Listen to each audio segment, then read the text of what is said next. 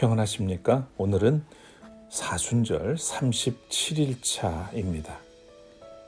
우리가 버려야 할 마음 17번째, 망설임에 관한 내용입니다.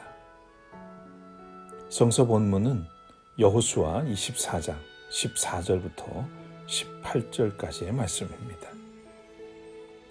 동시에 동서로 갈 수 없습니다. 라는 주제의 글입니다. 몹시 배가 고픈 당나귀에게 2개의 건초 더미가 주어졌습니다. 2개의 건초 더미는 양도 같고 떨어진 거리도 같았습니다. 가운데에 선 당나귀가 너무나 고민이 되었습니다. 오른쪽 것부터 먹어야겠다고 생각하고 오른쪽으로 걸음을 옮기다 보면 왼쪽 것이 더 맛있어 보였습니다. 그래서 다시 왼쪽으로 방향을 틀고 가다 보면 이번에는 오른쪽 것이 더 맛있어 보였습니다. 결국 당나귀는 어느 것도 결정하지 못한 채 건초더미 가운데에서 굶어 죽고 말았습니다. 팔려가는 당나귀 이야기도 있습니다. 아버지와 아들이 당나귀를 팔러 장으로 가고 있었습니다. 사람들이 그들을 보고 어리석다고 놀렸습니다.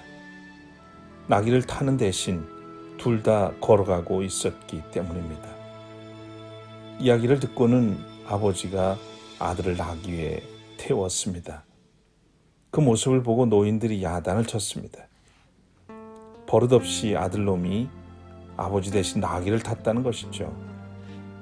그러자 이번에는 아버지가 나귀에 타고 아들이 고삐를 잡았습니다. 빨래터의 아주머니들이 그 모습을 보고 아버지가 자식을 생각하지 않는다고 한마디씩 했습니다. 생각 끝에 부자는 둘 다 나귀에 올라탔습니다.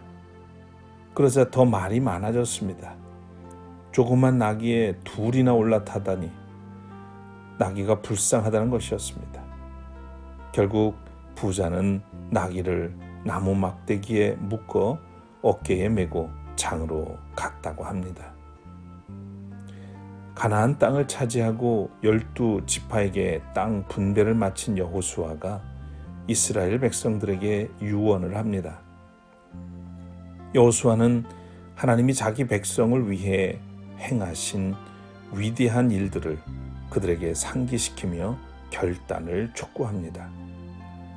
2개의 건초 더미 사이에서 망설이다가 결국 굶어 죽은 당나귀처럼 사람들의 말에 따라 계속해서 결정을 바꾼 아버지와 아들처럼 현실과 하나님 사이에서 망설이는 삶을 살지 말 것을 결단하게 한 것입니다. 동시에 동서로 가는 일은 불가능합니다.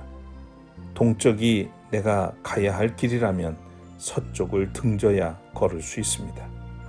내가 어떤 길을 걷고 있다는 것은 등질 것을 계속해서 등지고 있다는 뜻입니다. 망설임은 때때로 진지한 고민처럼 보입니다. 하지만 고민에 머물러 있는 것은 또 하나의 도피일 수 있습니다.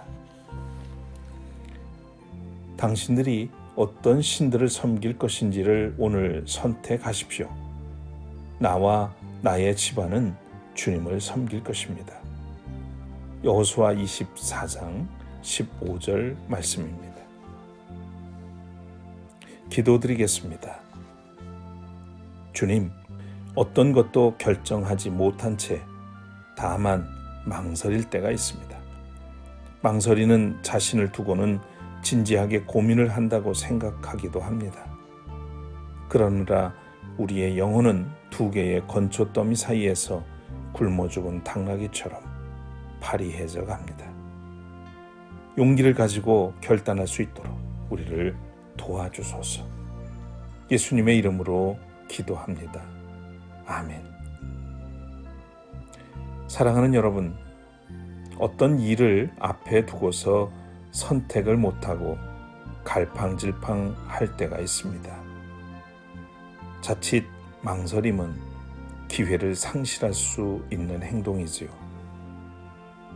예수님을 영접하지 못하고 망설이다가 구원의 은혜를 잃는 사람도 있습니다. 망설임은 우리를 성장시키지 못합니다. 오늘도 믿음으로 결단하고 행동하시기를 바랍니다.